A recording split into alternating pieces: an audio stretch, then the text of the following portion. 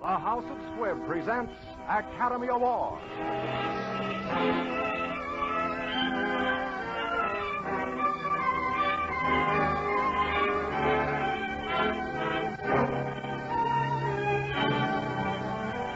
3 weeks, Squibb brings you Hollywood's finest. The great picture plays, the great actors and actresses, techniques and skills chosen from the honor roll of those who have won or been nominated for the famous Golden Oscar of the Academy of Motion Picture Arts and Science.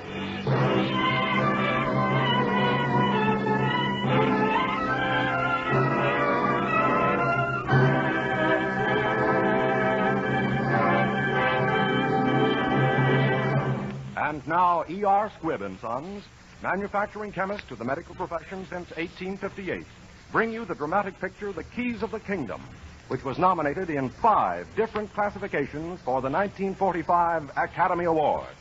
Our star tonight is the distinguished actor Gregory Peck.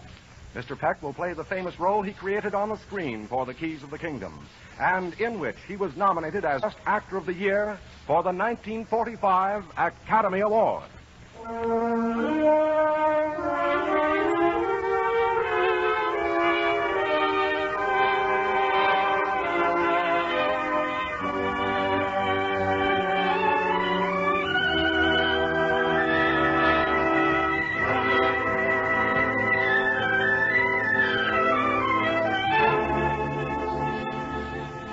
This is the story of a man who served God in the way in which God wished to be served, with humility. Of necessity, this is a short story of a long, full life, a vision into the heart of a priest swiftly blurring. In the eyes of God, this man might be a saint. In the eye of the church, memory of his works might not survive his modest epitaph, but in the hearts of some men, there was the certainty that he had received the keys to the kingdom of heaven.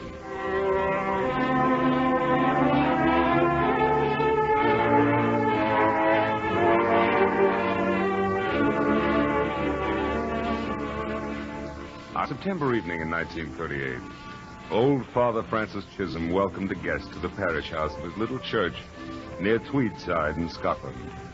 This guest was Monsignor Sleep, and his visit was occasioned by church business to investigate certain odd irregularities in the administration of Father Chisholm's parish. To the Monsignor, it was a foregone conclusion that this old priest would be removed.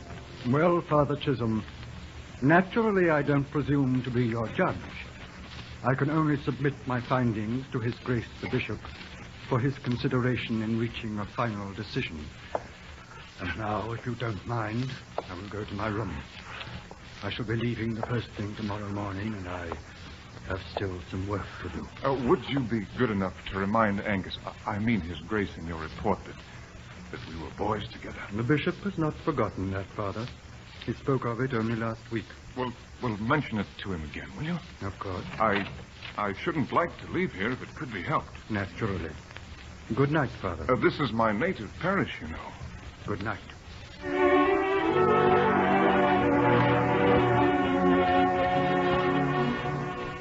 Monsignor Sleep finished his report early that night, but found himself sleepless. Near his bed was a shelf of books and magazines. To relax, he sought to read, and idly, his hand found a worn leather notebook, a journal of the years of Father Chisholm. Sleep forgotten, he read on through the night.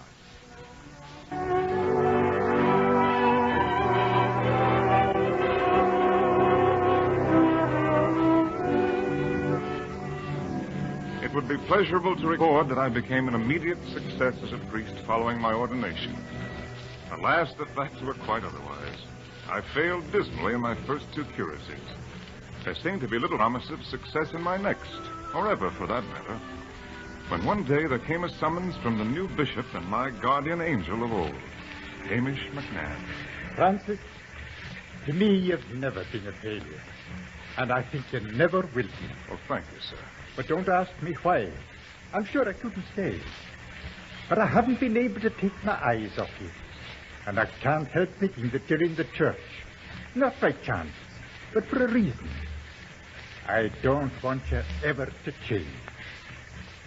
You understand, of course, that I say these nice things to you because I want you to do something for me. Well, you've made it impossible for me to say anything but yes, your lordship. Francis, the Society for the Propagation of the Faith has asked me to supply a volunteer missionary for China. China? Will you go? Why, I'll be happy to go, your lordship. I knew you would. And you'll be a credit to both of us. Come to see me again before you leave. We'll pray for you. Oh, wait. It's still raining. Here, take my precious umbrella. Take this with you, lad. It's a good thing to have. You never know when it's going to rain.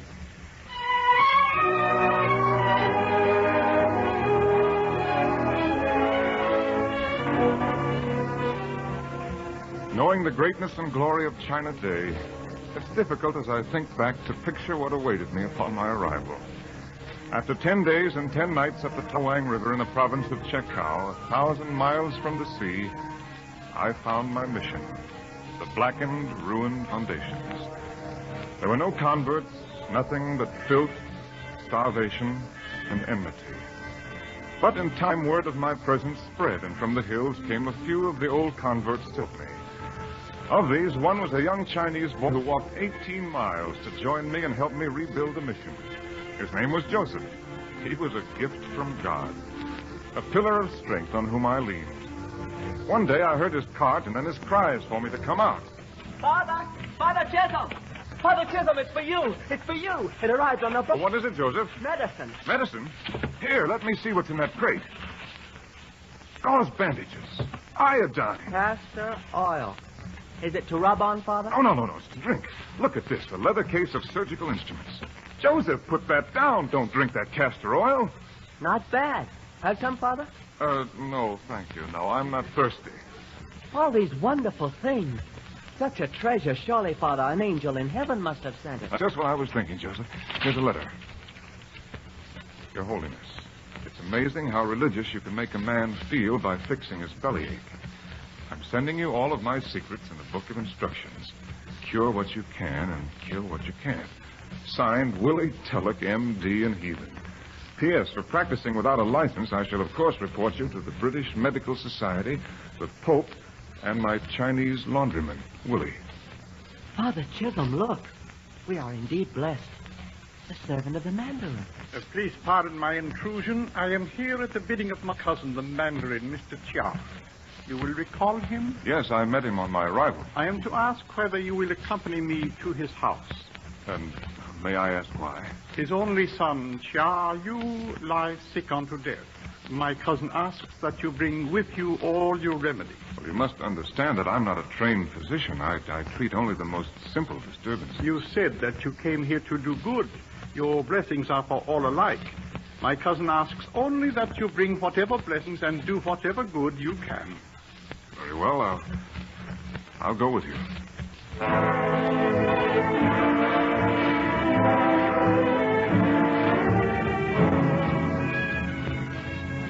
There lies the boy. The lower humors have gained ascendancy and have flowed entirely into one arm, distending it and leaving it blue. You will examine the boy? Yes, I'll need 2 basins. One of them with boiling water and a cloth. You intend to use the knife? Yes, I must lance the wound. It is most unexpected that Chen Fu would cut with a knife into the flesh of the boy. But there's nothing else to do. His arm is filled with corruption. Unless it's removed, it might spread throughout his whole body. Let us hope that corruption can be removed by cutting and squeezing. Let us hope that everything will be well.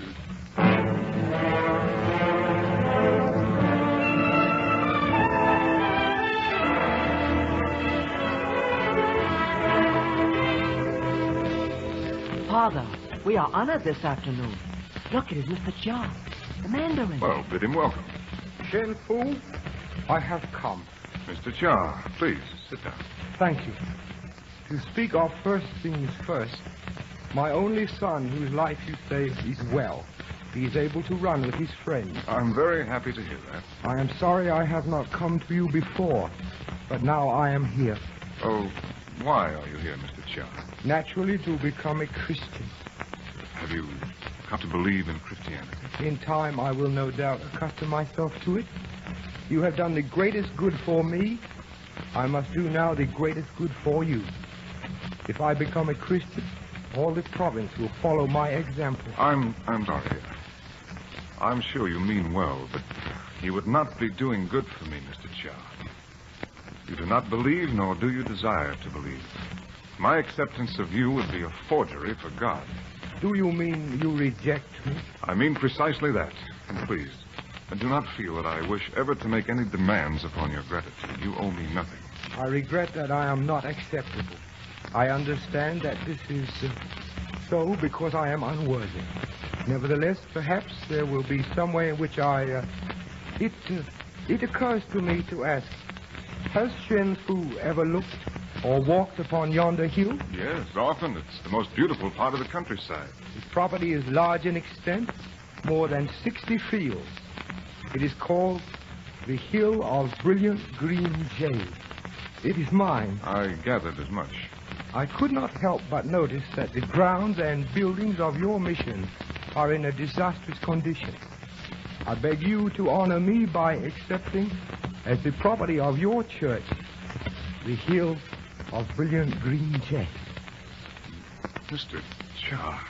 I beg further that you accept the use of 20 of my workmen and the materials to accomplish fully any buildings you may wish to carry out.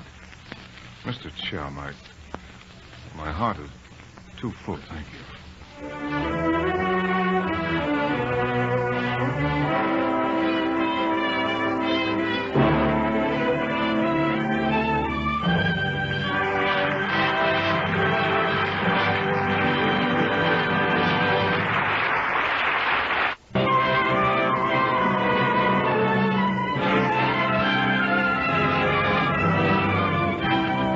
And now the House of Squibb presents Part 2 of Academy Award, starring Gregory Peck in The Keys of the Kingdom.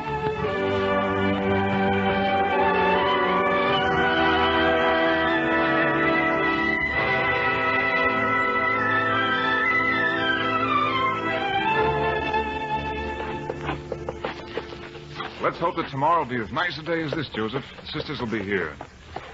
Selfishly, I imagine that in the years I've been away, I've come to long for the companionship of someone from home.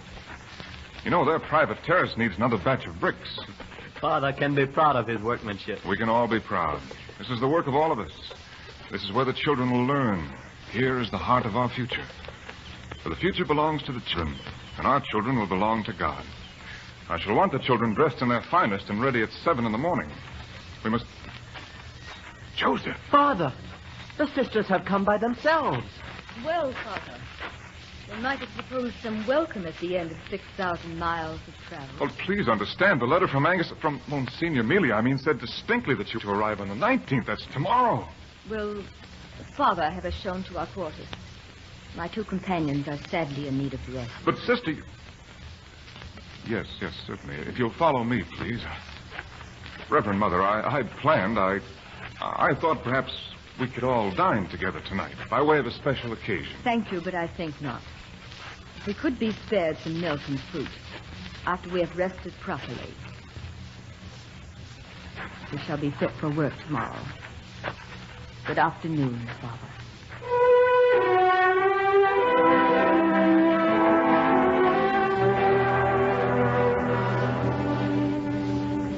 The years had brought us a fine mission and the blessings of success.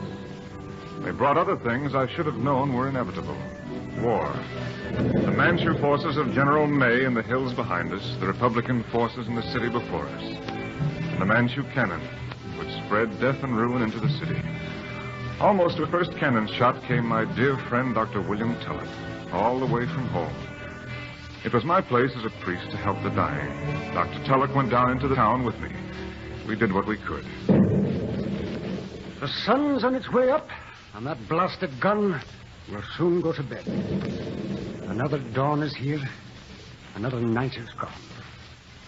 I've fixed so many wounds, I'm going to write a book called 6 Days and Nights in the Chinese Abdomen. Eh? Oh, I must have dozed off from it. Well, I can't see why, seeing you've had no sleep for almost a week. Why don't you leave today's movie to the army and me? Go on up the hill and get yourself a bath and 400 winks. That would be a pretty sight. The man of God taking his ease, safe from harm. Oh, this is no time to worry about a Father Joseph! Joseph, what are you doing here? The mission. Last night they fired on the mission. How beautiful church, Father. No one was inside, but it is destroyed, eaten by fire. Some of the men were injured when we tried to save the altarpieces. You men, tell the Major I'll be back. Come on, Francis. We'll run for it. Keep down, Willie. Crawl, man. In the ditch. All right, I'll crawl, Fancy. Willie, the... I'm sorry, Fancy. Seems the time has come to send for a priest. Almighty God, in your mercy. If you're praying for yourself, Francie, keep that on. If it's for me, you're wasting your time. And the Almighty's at work. Well, we'll let him be the judge of that, Willie. I'm deep in the shadow. And Francie, I still can't believe in God. Are you mad at me? Of course not. Are you disappointed that I won't let you save me? His salvation would be your doing, Willie, not mine. And then, when you get to your kingdom, don't look for my name on the register. It would be fun to meet, just by chance. I've never loved you so much as I do now, Francie. For not trying to bully me into heaven. You see, I've such an awful headache. Give me your hand.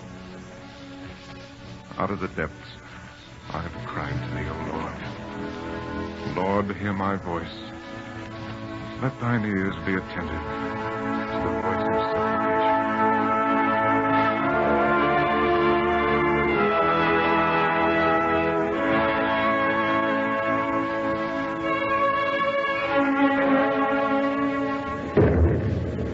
If I could get near the gun, Shenfu, I would demolish it. But I cannot. There is a way to get near it. You, Major Chen, and soldiers of your Republican Army. I've been ordered to bring food and money to the captain in command of the gun tonight, before midnight. Then, my friend, I must regard you as an undeserved gift from heaven.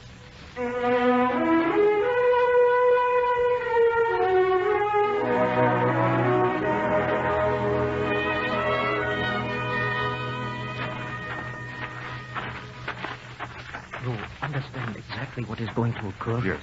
In this discordite, he must get it near the gun. You must be well away before I fire into it, for the concussion will be extreme. I understand. We're near the gun now. Halt! Oh, it is you. Yes, I've brought a load of tin goods, which I hope will impress you. And I brought money also. Put that sack over there. Give me the money. It's in my purse. I want some assurance that the mission will be unmolested. The mission will not only be unmolested, but tomorrow we will occupy it and place it under protection, particularly the women. But you gave me your promise. Stop chattering, foreign devil, and give me the money. Shenfu, run! Save yourself! The sack! Keep him away from the sack near the gun! No, you don't! Mr. Shen, run out, fire it! Burning torch on it! Run!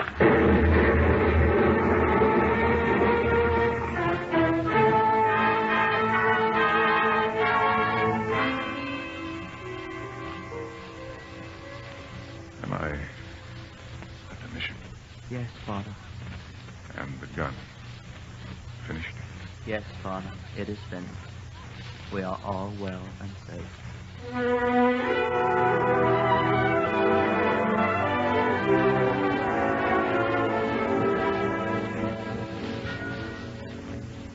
Senior Angus Mealy will be here to visit us in a few days on a tour of inspection. I thought you'd like to know, Reverend Mother, in case there's anything you wish to put before him. I have only one request to make of him. I shall ask to be transferred to another mission. I feel that you upset my spiritual beliefs. Why, I had no idea. I assure you that you must have misunderstood me. To which specific beliefs do you refer? Do you think I have prepared a list? Your lack of doctrinal discipline, your general attitude. For instance, when Dr. Tulloch was dying. Yes? He was an atheist, and yet you seemed to indicate that he might have his eternal reward. He who didn't believe. Well, how could he believe? He never knew God. How could he reject a God he never knew? He was not even a Christian. And how do you define a Christian? One who goes to church one day of 7 and prays to be forgiven his sins of the other 6. God judges us not only by what we believe, but also by what we do. Willie Tulloch died as he lived all the days of his life, fighting the pain and suffering of other men. He was a fine and a sacrificing man. But still, I cannot condone his denial. Well, let's not make his memory the occasion of a quarrel. I wanted you to be happy here. I'd looked forward to your coming. But I imagine I am difficult to like. My ways may be a bit odd. You've worked so magnificently. The children love you. The mission will suffer terribly when you go, Reverend Mother. Good night.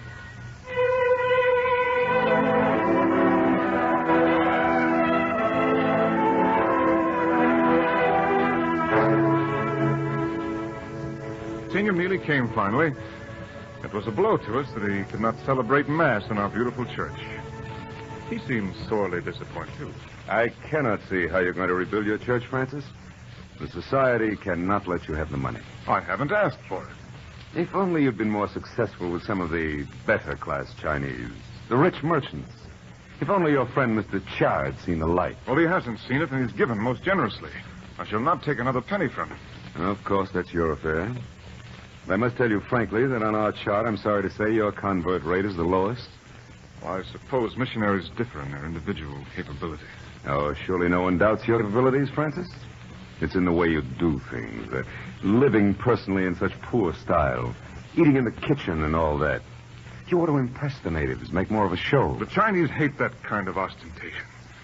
And priests who practice it are regarded as dishonorable. Oh, you refer to their own low heathen priests, I presume. Heathens are not always low, just as Christians are not always high. Many of their priests are good and noble men. Have it your own way, then. Good night, Reverend Mother. Good night, Francis. Father Chisholm, I must tell you something. And it isn't easy for me.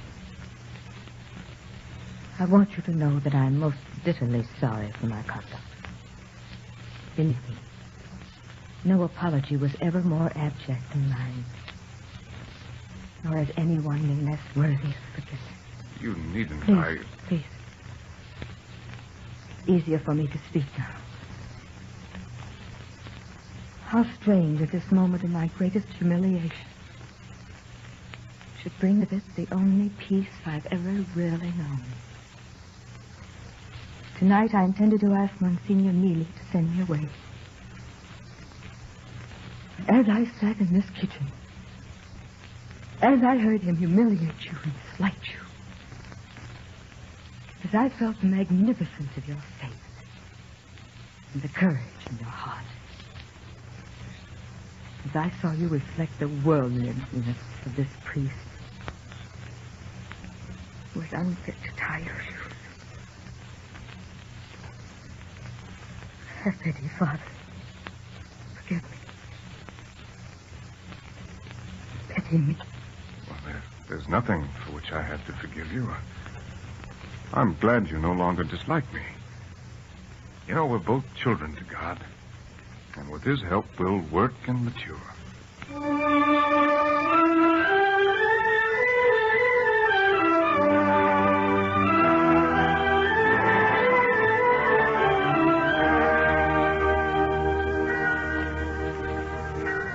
How many years? 10, 20. Enough at any rate for me to know that I'd grown old in my exile. I was reminded of this everywhere I looked. Joseph, for instance, with 3 sons as old almost as he was in that dark hour when he first came to me. Mother Maria Veronica, my friend, all the others. Even the trees, gnarled and ancient as the ivy on the walls. The time had come for me to go home.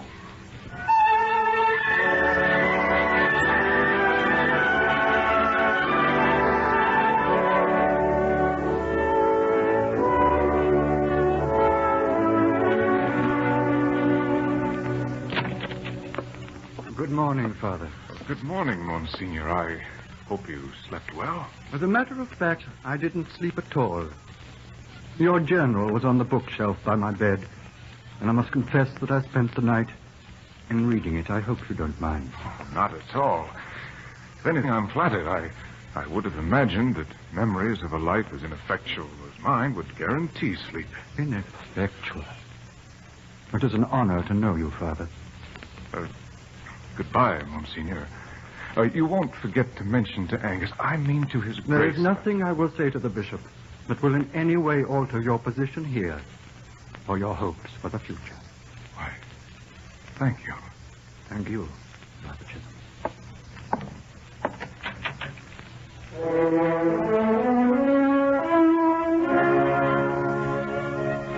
My Father in heaven, thank you.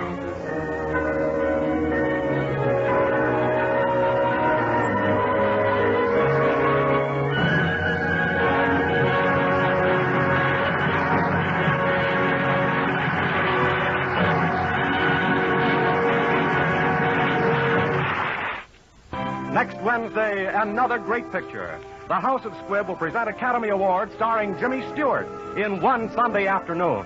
Gregory Peck is soon to be seen in David O. Selznick's Technicolor production, Duel in the Sun. This is Hugh Brundage bidding you good night until next Wednesday at the same time when you're invited to listen again to Academy Award, presented by the House of Squibb, a name you can trust. This is CBS, the Columbia Broadcasting System.